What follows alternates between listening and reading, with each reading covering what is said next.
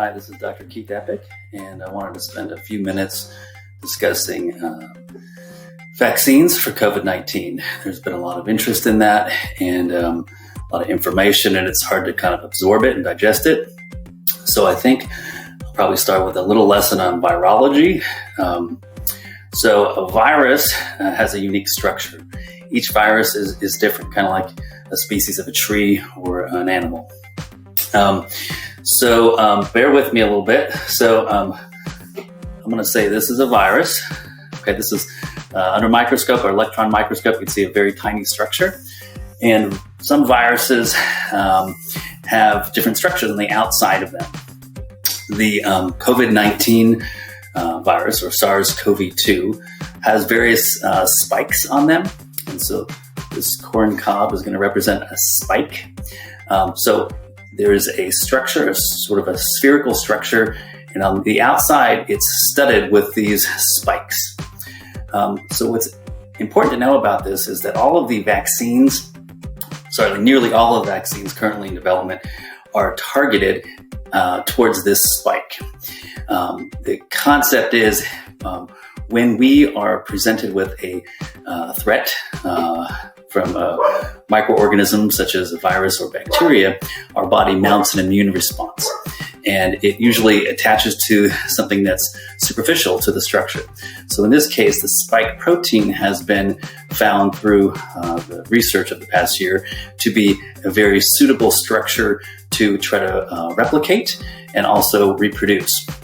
And most importantly, it prompts immunogenicity, which means it triggers our own immune systems to generate antibodies and another response in the immune system called a T-cell response. It stimulates both of those pathways in our immune system to help fight when the virus does come into our system. So another thing I'll say is when we think about why getting a vaccine, imagine 300 years ago, you're in a small village and you know there's some marauders coming around into your town. It's only a matter of time until they get to your house. So you can either sit there and wait and just see how you do when they come and get you, or you can mount a defense in preparation. Build a wall, have some weapons, some sentries to help fight with you rather. And so that's what the vaccine is trying to do. It's trying to sort of stimulate your immune system to be ready for the attack when it comes. So I'm going to nerd out on you a little bit more. Okay, so how do these vaccines replicate or get ready to attack the spike protein? So there's different ways to do that. The two mRNA vaccines that you've heard of by Pfizer that just got approval, and then the Moderna one that just got approval, they're both mRNA vaccine. You've heard of DNA, you may have heard of RNA. These are just sort of chains of what's called amino acids. So this is a chain, okay? Imagine this is an mRNA structure or a DNA structure, okay? Each of these is built up of an amino acid. So this is an amino acid, this is an amino acid, etc. And so these, the way a chain is put together by RNA or amino acids forms a protein. And the way a body carries out most functions is through proteins. They all have a different spherical shape. So you have a certain chain, it binds to each other, and it forms a certain structure. Okay, so in this case, we'll call it the spike protein. So the virus, through replication of mRNA or DNA, forms a structure in this spike protein. So what the mRNA vaccines are doing, they are introducing a strand of the mRNA into our body, and then it triggers our immune system through the T-cell and the B-cell responses, two different pathways, to then recognize this spike protein. In so doing, when our body is confronted by the virus weeks later or even months to years later, we are ready with a bunch of antibodies. Antibodies are little Y-shaped structures that bind to proteins. They'll bind to it and block it and then create a cascade of the immune response. So it's these mRNA vaccines have been around, the concept, for for 20 years or so. This is the first real application of mRNA vaccines in the community. What's unique about these is that they are more easily manufactured. They're not dependent on some of the other pathways. For example, the other vaccine that you may have heard of, the AstraZeneca vaccine, relies on a benign virus called an adenovirus.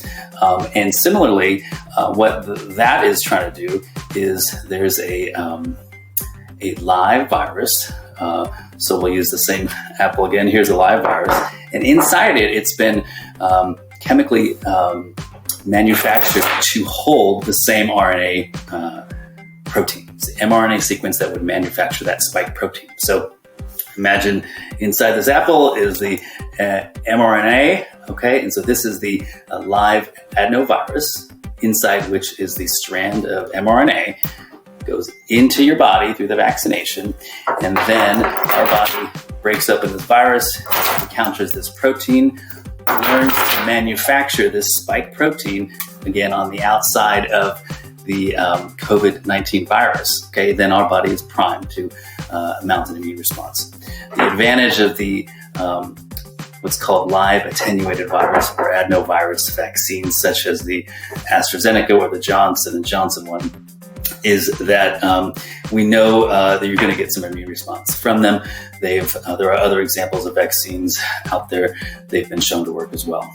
Early data on these vaccines show the mRNA or the Pfizer and Moderna vaccines have about a 95% efficacy rate, which means they're going to mount an effective immune response and prevent disease in about 95% of people. And the Oxford study by AstraZeneca, I think it's around 70% in the early data. There'll be more information to come on that as well. So contraindications. So the CDC website is an excellent resource for anyone who wants to learn more about this. But right now, the only contraindications to the Pfizer vaccine is prior severe allergic reaction to that Pfizer vaccine or any known ingredient in the Pfizer vaccine. There are other sort of categories in which we recommend sort of consideration as to whether the risk and benefit is appropriate. So if someone is severely ill with another illness or has had a severe reaction to another vaccine, that they may want to discuss with their physician whether it's appropriate for them to get it. Generally, the concept is risk versus benefit. So the known risk to infection by COVID-19 is so great that for most people, they're going to be recommended to proceed with vaccination. That includes if you're pregnant, that includes prior other allergic reactions, that includes immunosuppressed states. Per my reading, the only real group that right now is considered maybe should wait would be someone who's undergoing a bone marrow transplant. Again, there's a ton of information out there, and this is just my interpretation of all that data out there. So side effects, when looking at the Pfizer vaccine in particular, that's the one we have most data on right now because it got the earliest authorization. 83% of people with local pain, 21% with myalgia, 47% had fatigue, 42% with headache, fever 4%, GI symptoms at 11%. So if someone gets the Pfizer vaccine and then they have a severe allergic reaction, then those would be people who should not get a second dose of it. However, from the data out now, it looks to be quite safe and looks to be quite effective. Another big question is prioritization. Who's going to get the vaccines? The reality is there's 37 different vaccines that are on investigation, and about 6 are in late-stage trials. So there's going to be a variety of vaccines out there, and so we'll continue to report on the ones that become available. prioritization. Right now, again, the CDC is leading the way, presenting guidelines as to who should first get the vaccine. First group is hospital personnel and emergency health workers. Second group is going to be those in long-term care facilities and other healthcare settings. After that, we're going to see groups that are what's called high-risk medical groups. So again, I'm just kind of looking at the CDC website and conveying that information. But the next group would be those who are at high risk, adults who are at high risk of severe illness should they contract COVID-19. And per the CDC page, we got cancer, CKD, which is chronic kidney disease, COPD, heart conditions, immunosuppressed states, obesity, pregnancy, sickle cell disease, smoking, and diabetes.